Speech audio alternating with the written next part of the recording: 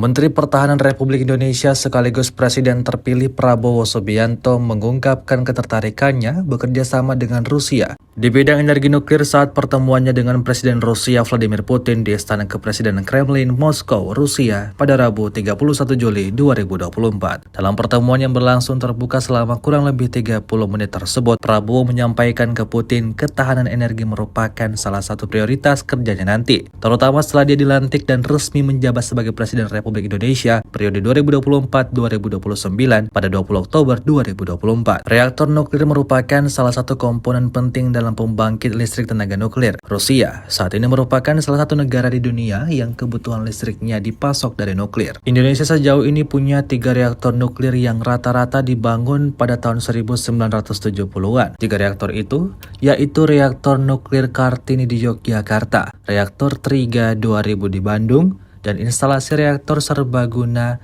GA-Siwabesi di Serpong. 3 reaktor itu saat ini diperuntukkan untuk pendidikan dan penelitian. Dalam pertemuan itu, yang juga disiarkan langsung oleh beberapa stasiun TV Rusia, Putin menilai Prabowo merupakan sahabat lama Rusia. "Saya tahu kamu punya hubungan yang baik dengan Rusia," kata Putin ke Prabowo sebagaimana dikutip dari kantor berita Rusia TASS. Presiden Putin merupakan kepala negara keempat yang ditemui Prabowo dalam rangkaian lawatan luar negerinya sejak minggu lalu. Dia sebelumnya bertemu dengan Presiden Prancis Emmanuel Macron di Paris, Presiden Serbia Alexander Vučić di Belgrade, dan Presiden Turki Recep Tayyip Erdogan di Ankara.